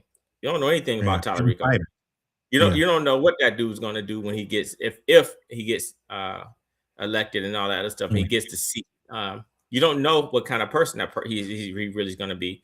Him saying that, hey, if you voted for Donald Trump, it's cool to, come in here. That's smart, actually, because Donald Trump ain't running. You need as many. A lot of those Trump. I think a lot of those Trump voters are now like, why did I ever vote for this clown or this administration a year and a half ago, or a year and some, a little less than a year and a half ago, right? So I understand why he said it, which makes perfect sense. Hey, if you voted for this, that don't mean you can stay out there, come and vote for me. Now you can see what kind of person this person is. So you got to vote. You got to be neutral in that sense, to where he's not running against. He running for a Senate seat. Which to me is a graduation in a sense. I think you should go to the reps and then go to the Senate seat, because he don't even know how Congress works yet. He knows how the state works, but the government, the federal government is a whole lot different.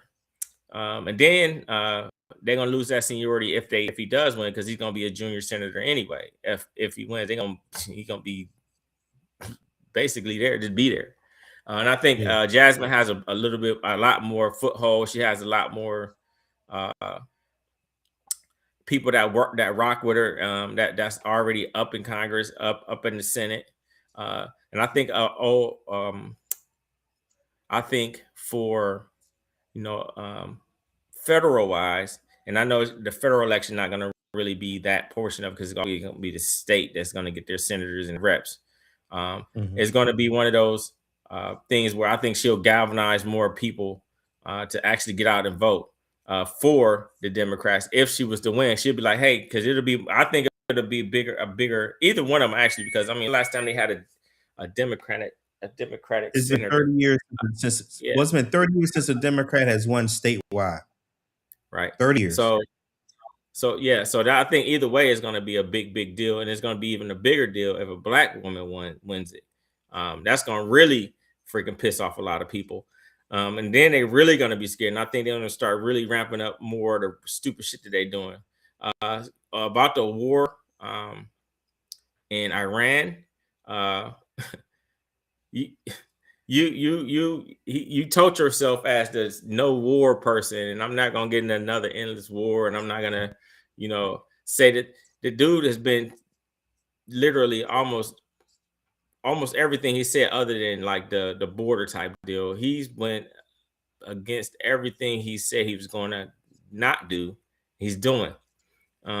So again, like I said, a lot of people are seeing those things. Should we be over there? Absolutely not. Were they an imminent threat to the United States? Absolutely not. Did he put people in harm's way for a distraction?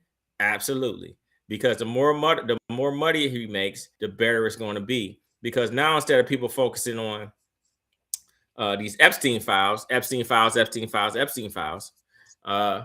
he think they're going to go away, and I think it's going to actually create the opposite. They're going to really want to get his ass out now, because as the number of our comrades, our military comrades, as that number of injured and deaths arise or continue to go up, the more and more people are going to be pissed off.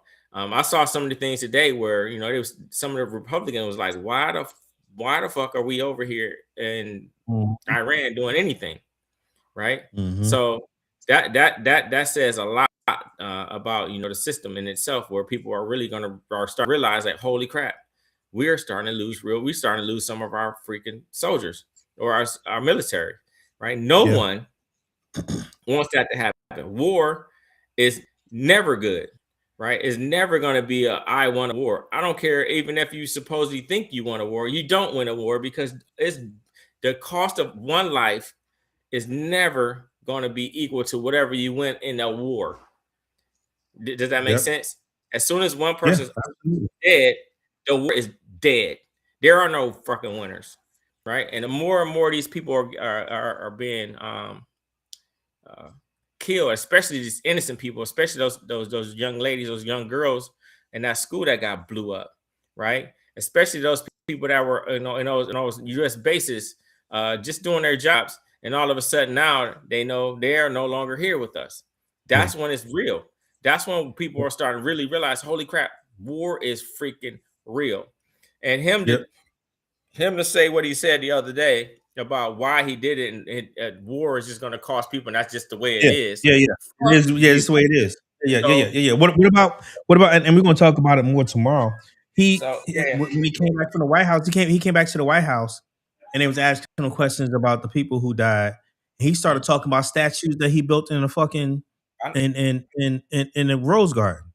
Yeah, and the curtains. And then on top of that, and the curtains the day after that, like. Woosha. Okay. Yeah.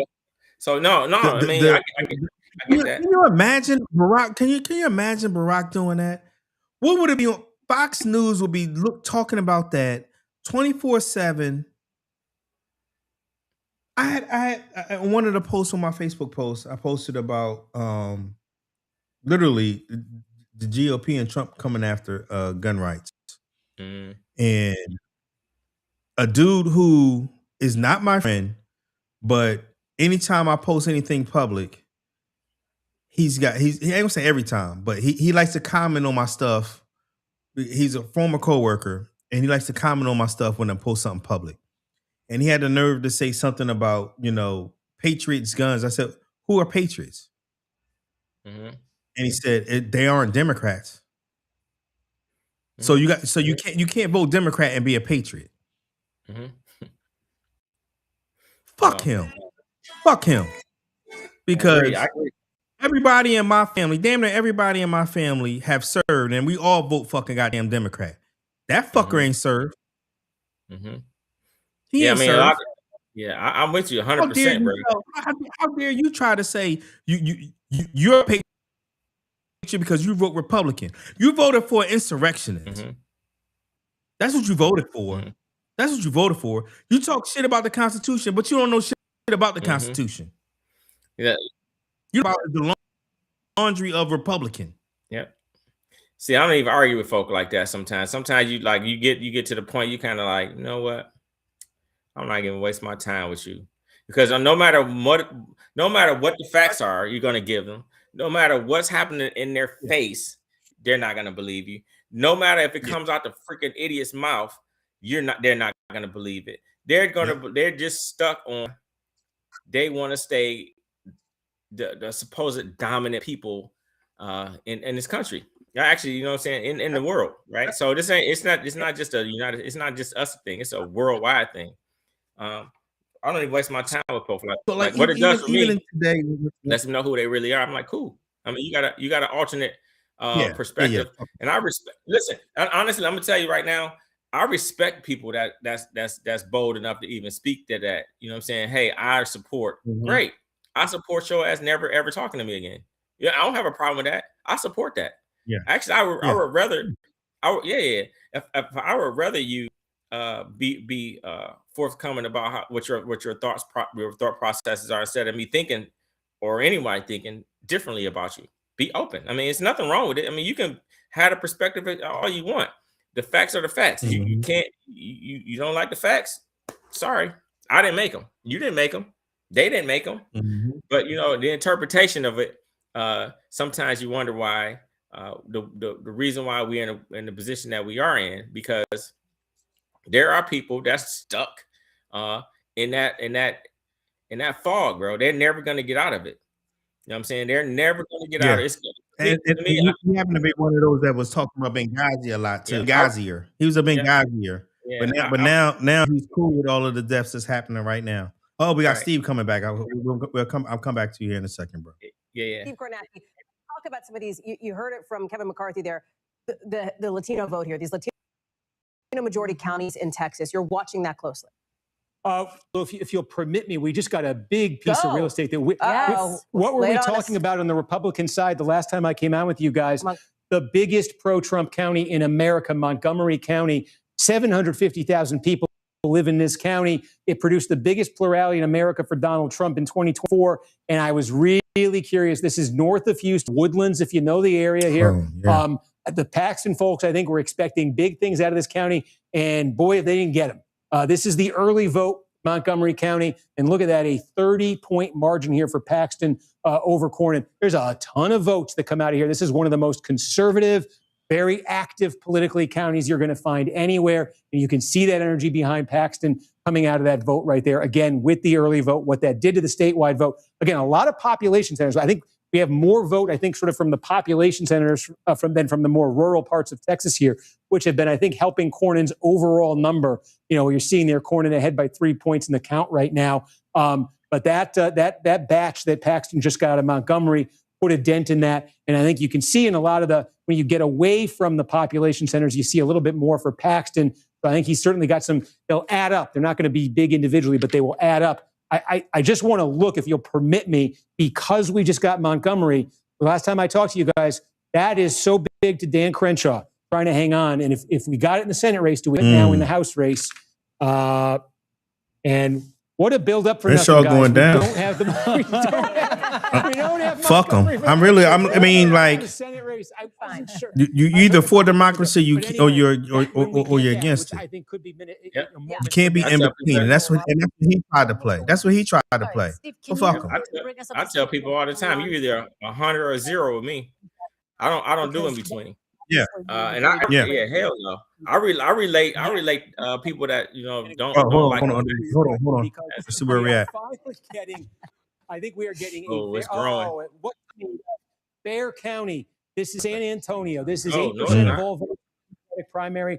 When all is said and done, we just got the early vote out of Bexar County. This is a very big one here. San Antonio. This gets to what you're talking about, certainly with Hispanic vote.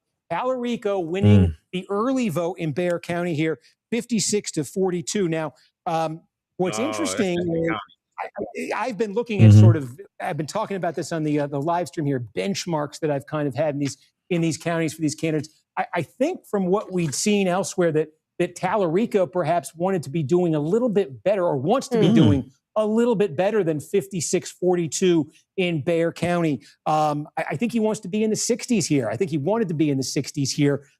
We'll see as the same day vote comes in here if this number ticks up for him. But I think it's interesting because the bigger point I was about to make is that elsewhere south of San Antonio, we are starting to get some big counties here, okay? This is where Corpus Christi is. You see, what you're talking about here is small Black population, large Hispanic population, okay? And look, Talarico, 25, 26 points ahead here around Corpus Christi, Brownsville, okay? 30 points there for Talarico in the river. Here's a huge one, Webb County, where Laredo is, 34 points. This tells me that he's getting a Hispanic vote. He is definitely killing the Hispanic vote, which is honestly what I was afraid of when it came to.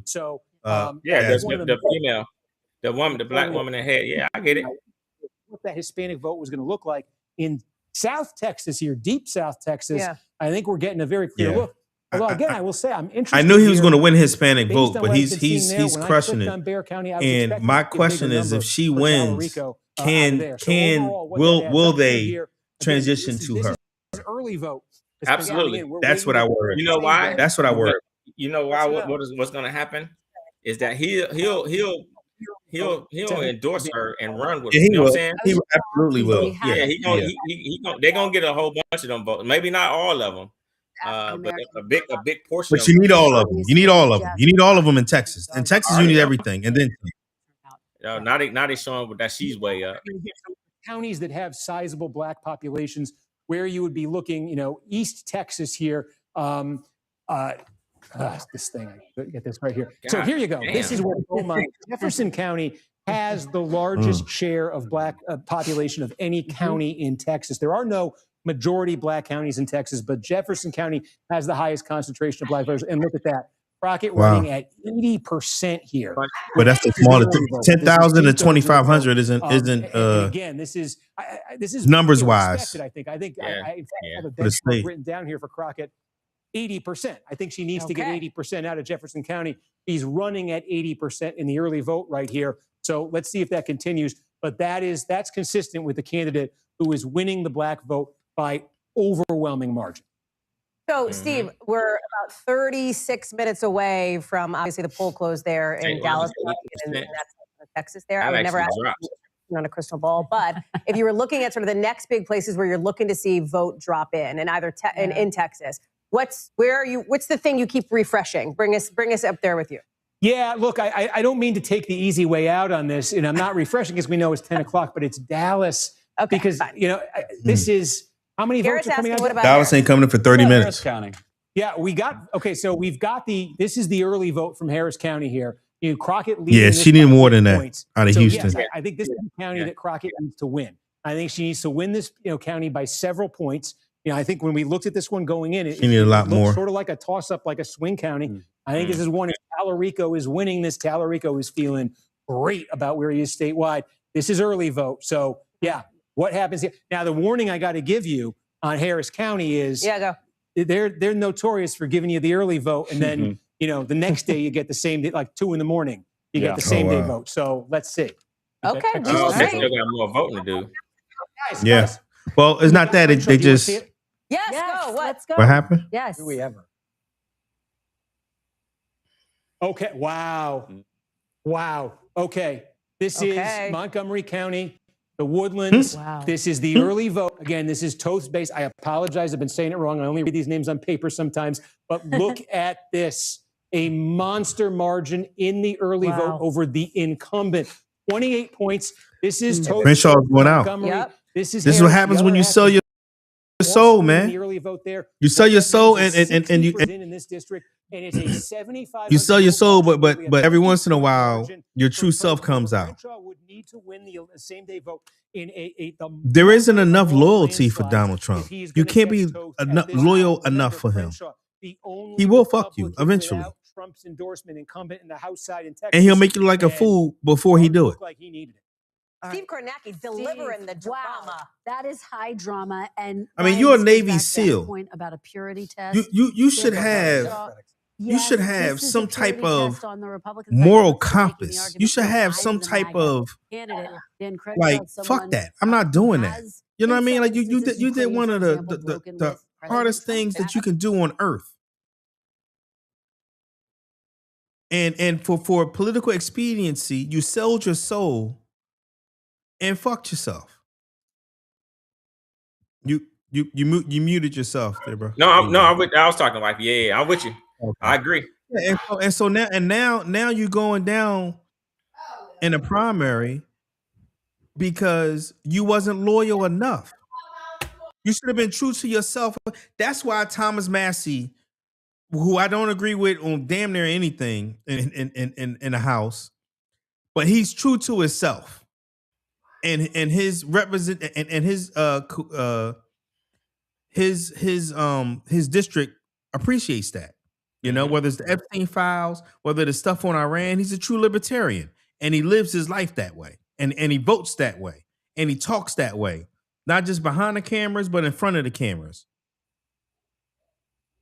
Donald Trump was right. Like, it's a bunch of bitches, not in politics, and it's not just Republicans. It's Democrats too. That's why I say we got to get rid of Schumer. That's why I say we got to get rid of Jeffries, because they aren't forceful. They aren't, and that's why, honestly, for me, it made me say, okay, you know what? I'm good with Jasmine, because she ain't close to the vest. She's gonna tell you how she sees it and gonna be honest about it. Where Talarico is more pussyfooting, to put it kindly. Yeah, well, yeah. I mean, I don't know how Talarico is, because I never really know too much about him. I just know that we don't know how he plays in the game, and we getting somebody that we gonna put in the starting lineup. I ain't never seen you play the hoop. I ain't never seen you hoop. I seen her hoop. You know what I mean? I know what kind of game she is. I seen how she played defense. She don't give you that work. She don't give you that work. I see how she give assist out and go out there and be a dog out there on the court. I don't know nothing about this dude, man. I ain't never seen him. I ain't saying that he can't hoop, but I know he ain't gonna be hooping like her. You know what I'm saying? Because he don't even know the game. He know the game at the state level. The federal level is completely different, in my opinion. So for me, that just lets you know, this country still got some ways to go. You know what I mean? That's just the gist of it. And I agree. Some of the old guard, and need to be replaced, and get some new blood in there, and go out there and allow these people. Because I was looking at a lot of these these oversight committee meetings and testimonies, and I'm looking at these senators and these reps. I'm like, they old in the mud. They can't even hardly talk. I mean, the paper about to shake. The dude hold the paper, just shaking all, like, you know what I'm saying? Come on, man. You gotta let these young folks. Yeah, you can hardly understand what they're saying. You can hardly understand what they're saying. They have that old thinking of how they see things are, when they are the majority. The people that are up in Congress and the people are in Senate are the majority people that are in charge of the youngest people in this country, who are overwhelmingly outnumbering them, or outnumbering us in a sense. So in my opinion, if I was a young person, I would be voting these old cats the fuck out of here. To be honest with you, because they don't understand you. They don't see you. They don't see us. They see how it used to be and how they thinking is. And I'm not saying that all the old people don't have a clue, but the big majority of them are lost in the mud. And that just shows you that, again, the youth need to go out here and start stepping up a lot more, because those people that have been in the Congress for the last 40, 50 years, they used to be young. Congress used to be young people. It ain't always used to be super old folk. I mean, we're old people, but not as much as it is now. If you think about the average age of someone that's sitting up in those seats, is getting up there. Oh, Right. let's So talk about old and young. yeah. Giving his colleague and fellow Democrat Representative Al Green his first competitive primary fight in years. Here you see with 67.6% of the vote in, he has a narrow lead, Christian Menefee, over Al Green. This race won a test of redistricting, also a test of generations. So these are two Menefee, incumbents. 37, Al Green, 78. He's Wait, just shot Menefee's an incumbent. Yes, but they redistrict in Texas, so they got them fighting each other for the same district. Oh, ain't that about a bitch? Yeah. So, that's right. They took Jasmine's seat and they took his seat. Yeah. Really Oh, I see what it is. Yeah. Hey, listen, man. Like I said before, if you get to write the rules on an anti-Trump message, he was even ejected you from in charge of the stuff, and you start doing things. But before we continue on, if y'all want to join the conversation, hit the link to join in or call in. During my time as county attorney for the third largest county in the country, I took the Trump administration to court multiple times and beat them. And I think what people are looking for in this moment is not symbolic fights, not cosmetic fights for the purpose of making noise, but fights that are really going to lead to a change in people's lives. When I beat the Trump administration, it was to protect healthcare programs right here in Harris County as our country becomes more and more unaffordable. So I'm excited. We're in a great position in this race, and I look forward to the rest of the results coming in. Congressman, one of the other dynamics at play, is we don't have to tell you in your race, is this question of generational change, an argument that you've been making, obviously, and an argument that has some resonance here inside the Democratic Party writ large. Help us understand the case that you're trying to make to your district. What I've been talking about is how we need new and fresh strategies to fight back against the Trump administration and a Republican majority in Congress, which has ceded all of their power to the executive branch. And when I talk to people out in the street, that's exactly what they're saying, that they want the baton to be passed and that they're ready for new leadership that's going to take this district into the future. And so I look forward to continuing that fight.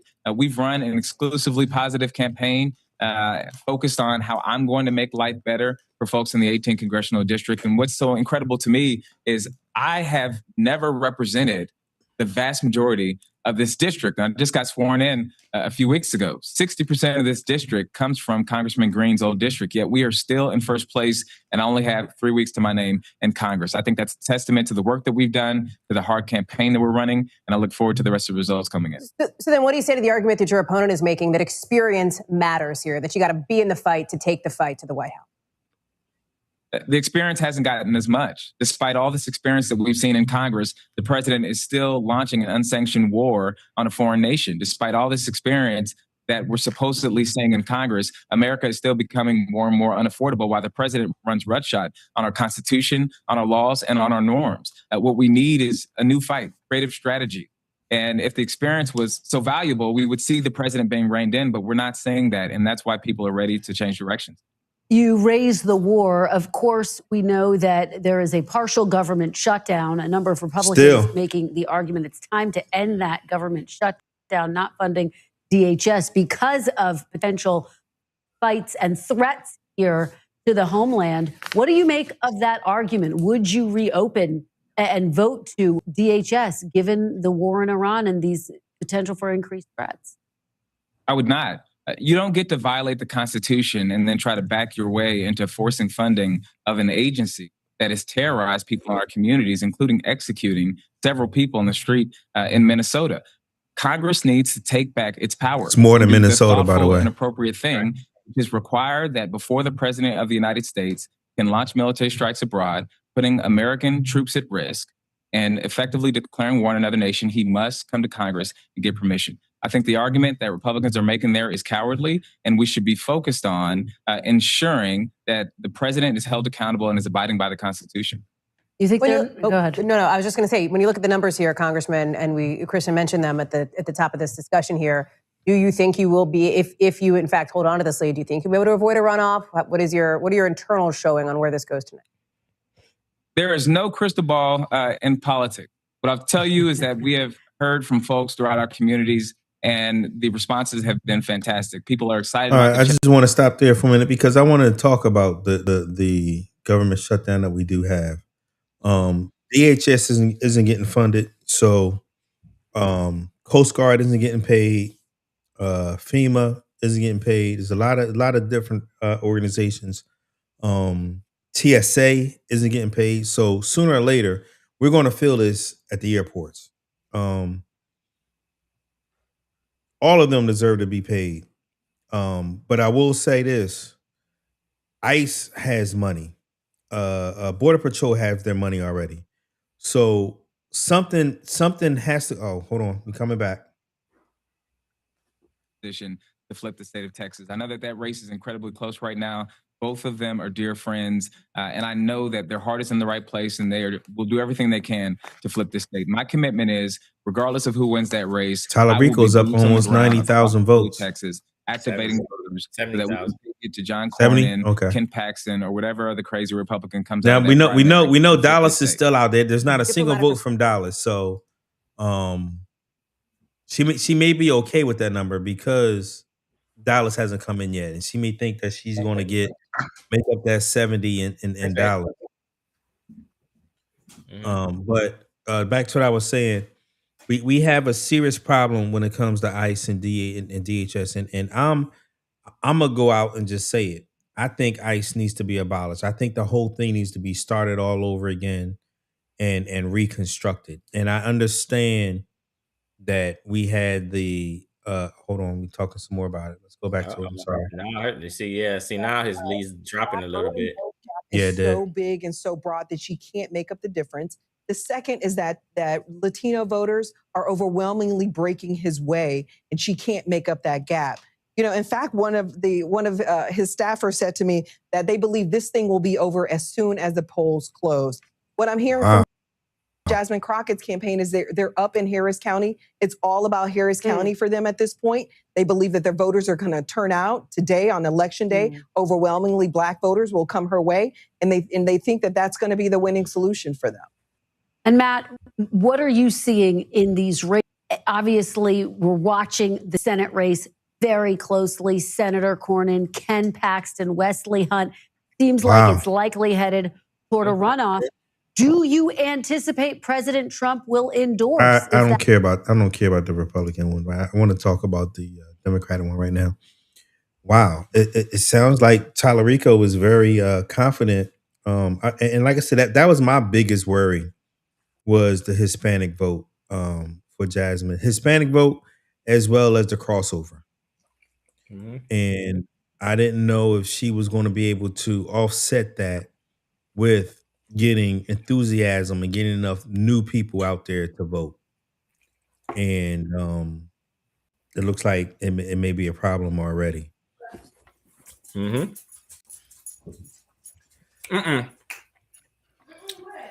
But yeah, no, I think she still got some. She got. I mean, it's still not over. It's not over yet. It's not over yet. It's not over yet. You got to wait for Dallas to come in.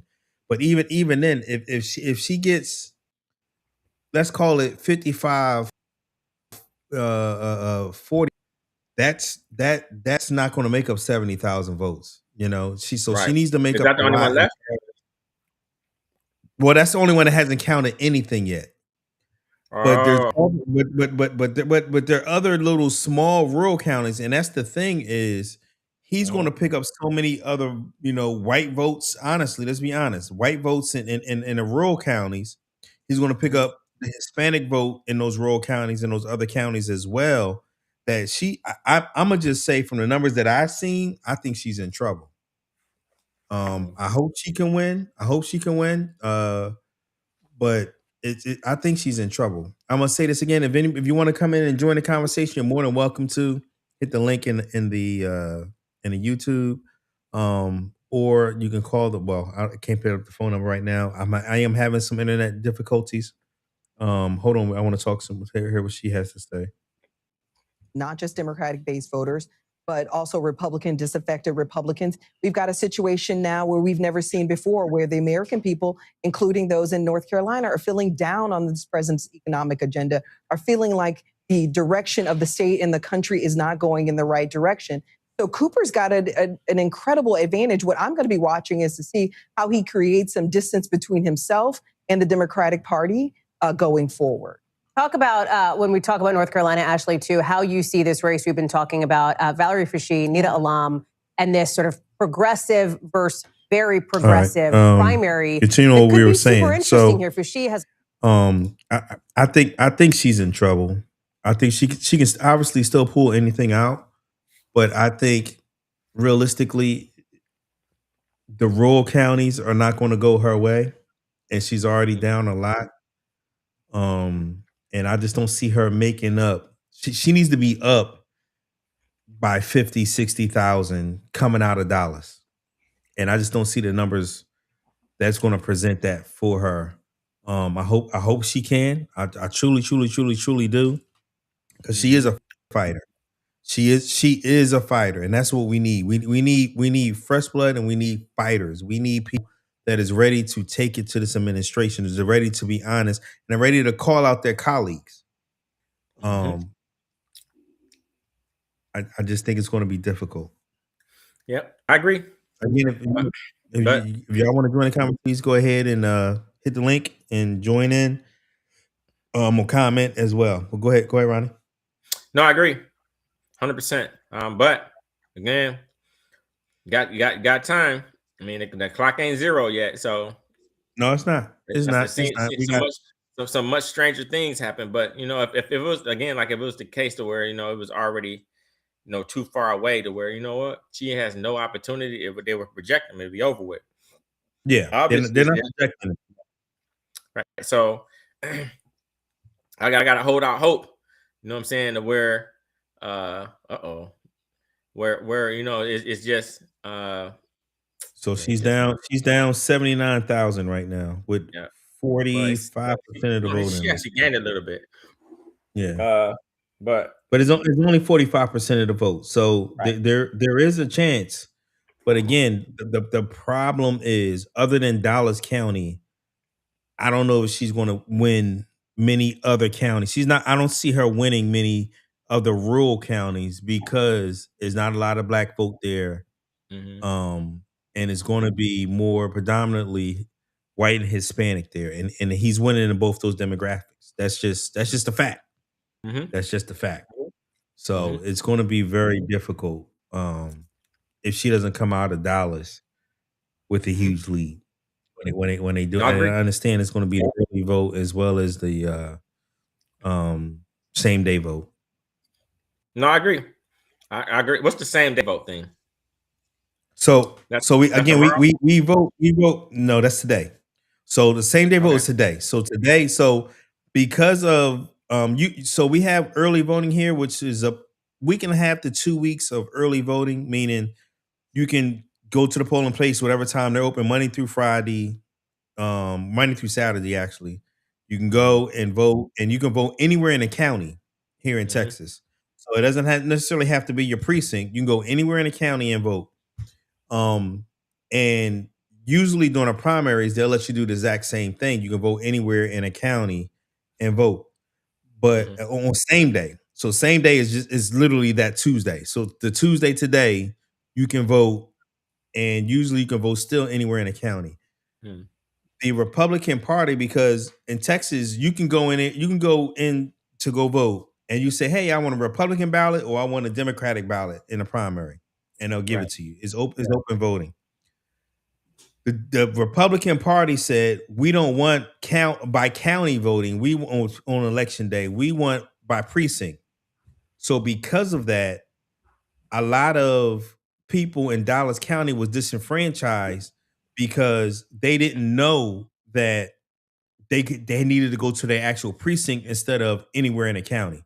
So because of that, a judge said, leave it open in Dallas County only for the Democrats only for an extra 2 hours. And so that 2 hours is 9 o'clock our time, 10 o'clock your time.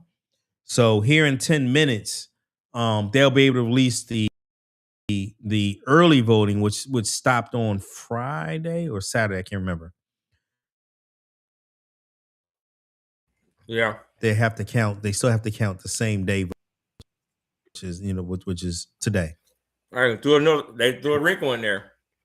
But that's gonna be the game. If they end up doing what they need to do in Texas, they're gonna try to do it across the country. course, they're trying anything. They don't want people to vote. It's that simple. The Republican Party don't want people to vote, and they've said it time and time and time and time again. They do not want people to vote. My signal was going down pretty bad. It's every few seconds it's cutting in and out. So I don't know how much longer I'm gonna be able to stay on here with you guys, but yeah, I mean, they do it time and time again. That's what the voter ID thing is. I mean, they said it years when Obama was in office. You know, voter ID will help us win and defeat Obama. Like, voter ID is a solution without a problem. That's just a fact. It's just a fact. And the statistics prove it. The SAVE Act is a solution without a problem. It's just a fact. They don't want people voting. It's to change the rules, man. Yeah. If you got, again, people going to see that, especially when this midterm or these elections come up here in November. This is going to be something historic, I think, where they're going to see how what they're thinking about is ain't nobody going to win an election today other than, you know, the nominees, right? But they're going to see how this is going to work out, how it's going to play out in November, right? Because if you think about, I hear what you're saying, but we might lose some battles as long as we win a war. I'm good, and I think either way that it goes, I think this country, I think we're all moving into the right direction, because now they starting. And I would rather them have their mask off. Yeah, I agree. And show me what they're going to do, instead of continuously hiding things. Okay, now we know what your game plan is. Now we know what it can fight. If they was to hold it and hide it, we will know how to defend it, or counter it, if you will. So a lot of states are going to do this exact same thing. They're going to be like, oh, okay, so, and they already have. You know what I'm saying? They already redistrict a lot of these places. Yeah. And I think it was the right thing to do. I mean, you got to fight fire with fire. You can't fight fire with, absolutely. Sometimes you got to fight it with fire, or with another fire. So I commend them for that. And for the people that are Democrats aren't doing, yes, we are. The system is the way that it is because it's the way that it is. You feel what I'm saying? It's not. Is it perfect? No, hell no, it ain't perfect. Yep. I mean, look what's happening. I want to go see what's going on with you talking about Iran. Hold on 1 second. Yeah. Oh yeah, more strikes. 1979, 1980. So this is a very, very tense part of the world right now, and it was ignited by the decision President Trump made to launch that war on Iran, with Iran, and that is the moment at which he had the most decision-making power. Now, how long this lasts for, certainly the bombardment continues in Iran. The numbers are dead there, heading towards 1,000. Much fewer dead here, including some American servicemen and women of course. But one of the questions about how long it lasts will be about whether or not, I'll just tell you, I've been here for days. I live here, of course, and there have been booms and explosions and drones flying overhead night after night, day after day. It is calmer now, and it is extraordinary the way that the United Arab Emirates has been able to defend and intercept so many of those Iranian munitions been taken down. But all you need is a black swan event for the Iranians to do something really politically, with real political ramifications, and things can shift. Keir Simmons, live for us there in Dubai. Keir, we're so know it's been sleepless for you ever since the start of these strikes Saturday morning. Thanks. We'll be right back with much more coverage of our 2026 midterm primaries right after this. Ms. Diva, welcome to the pod. Welcome to the pod. How are you feeling about the election so far? Hey. Here you go. I think you muted a little bit. Yeah, I'm muted. Ms. Diva? Yeah, I just started paying attention. Or maybe it's me. I lost the connection. Can you hear me? I can hear you. Oh, okay. Can you hear me, Bobby? Yeah, I can hear you, you but can it's cutting. I think it's my connection because it's telling me I lost connection. So go ahead. Okay.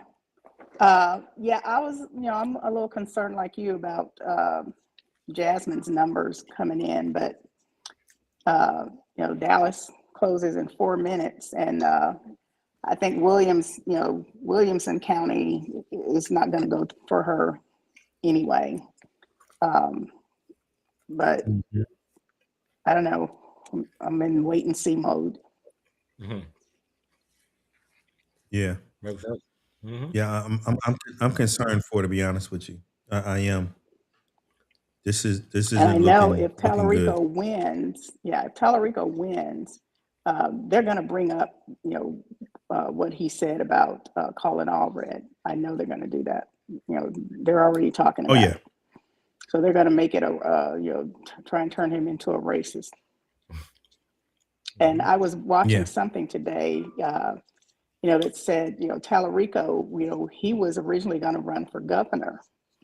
And he talked to a Democratic strategist, Lisa somebody, who worked with Cuomo.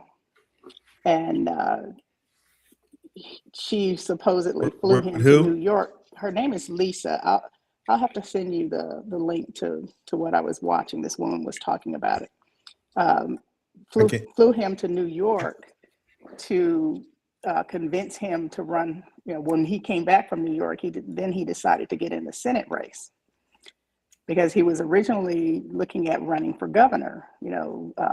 Because he's a Texas representative. And this Democratic strategist, must have changed his mind, and then when he came back, he decided to get in the Senate race. And then, when Jasmine started to get in the Senate race, people were mad at her because they thought she was messing things up for Talarico. Because he would have been a shoo-in without her competing. Yeah. So, I think either one.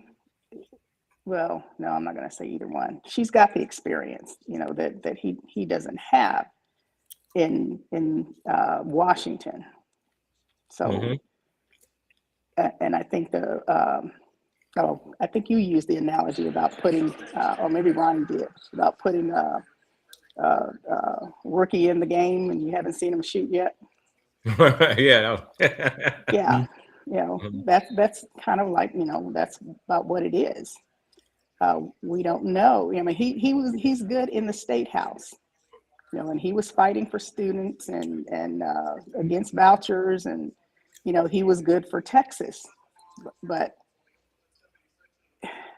for his district in Texas, will he be good for the whole state? And Agree. She represents the whole state. Right. I like the diversity. That's what the biggest thing if he wins, we have to support him. Yeah, just as much you'll as have we. my support, no matter what, whoever comes out ahead is going to get my support. Mm-hmm. But I just hope it's not a runoff. I think whoever wins, I hope they win definitively. Hold on. Somebody speaking from the Talarico campaign. Around affordability. This is what we want to talk to voters. This is somebody from the Talarico campaign. Republicans and independents who also believe in that same thing. Like, let's not look at what makes us different. Look at the common frustration as American workers that we want to overcome to actually do something. Congresswoman Jasmine Crockett says she's the stronger candidate in a general election. She says she's the fighter, and she says she can turn out the black vote like no other candidate. What is Talarico's response to that? How will he energize black voters if he were to win?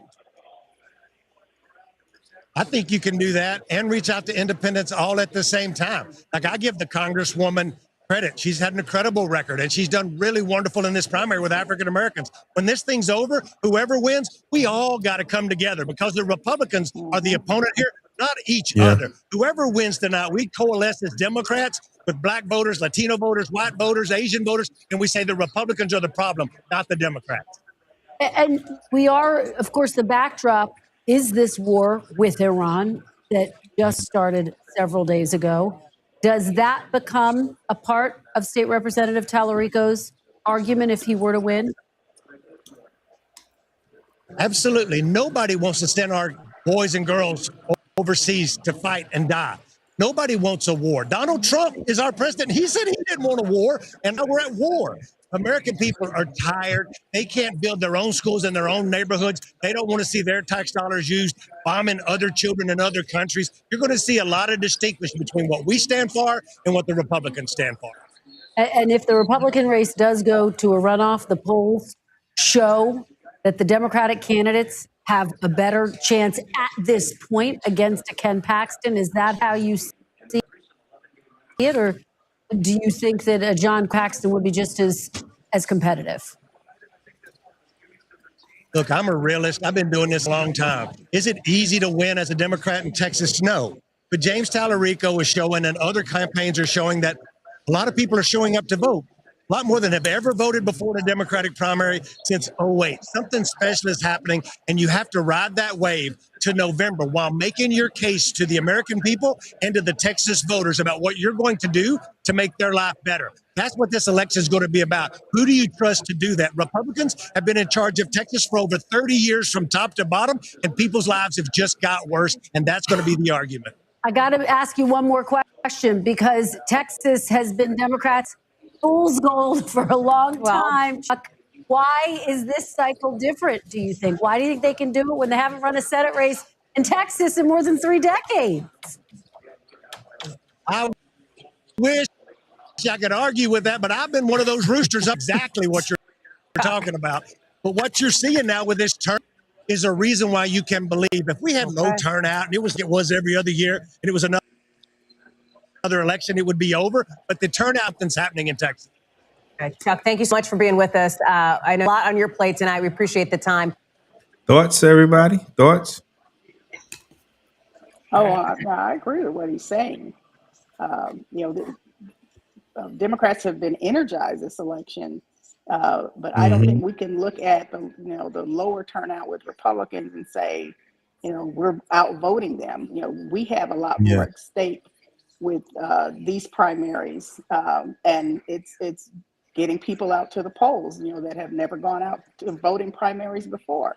I used to preach every 2 years, to my family, you've got to vote in the primaries. They would only vote in presidential elections. And for decades, it wasn't until, after Obama that they started voting in the primaries and voting in off-cycle elections. So, Democrats have been lazy in getting out to vote when it's not a presidential election. And I think the turnout is good, but I don't think it's indicative of lower turnout for Republicans. They're going to vote for whoever wins, no matter what. If Paxton wins, they love their crooks. If Cornyn wins, he doesn't even have Trump's backing, but they'll vote for him. So they're going to vote for whoever. They don't really care. They're going to vote for whoever. And maggots aren't going to vote Democrat, regardless. So what Talarico's rep was saying, we have to reach out to not just Democrats, but independents and Republicans, who are tired of Donald Trump's shit, because a lot of them are. I agree, 1,000%. They're tired of his lies. Yeah. No, so I agree. So for me, and I hear what he's saying. His rep said is spot on. However, we ain't never had a president and administration doing the stuff that they're doing. Right. With everybody being, but not. I'm talking about with everybody being so informed as quickly as we have, because the information flow is crazy. I mean, they probably could have got away with maybe some of this stuff in 30, 40 years ago. Now we can see it real time.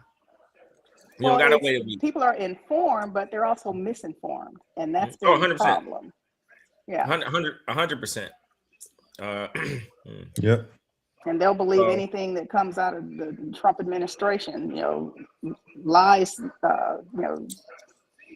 You know what I compare it to? I compare it to a drug addict. right? A drug addict, most drug addicts want to get off of drugs. Most of them. They just don't know how, right? They don't know how to get off of drugs, even though it's the easiest way to do it is just go get help, or just, some people can just stop. And some drug addicts don't want to get off drugs and don't care what you do to try to get them off those drugs. So in my sense, that's what I think these people are. They are those three type of drug addicts. Yeah, the ones that don't want to get off the drugs. Right. Who did Bush? Did Bush? Is he still in Texas? The Bushes? Yeah. No. Did they endorse anybody? Did they endorse anybody? No. Wow. Greg freaking Abbott again. That's crazy. What is it? What is 48% of the vote again? Like you said, Diva. To me, one of them should have chose the governorship. One of them should have. I don't know which one, and I'm not getting into that. But I think one of them should have chose the governorship, and I agree. And that would have given the Democrats a much better chance. Yeah, he does. He's told.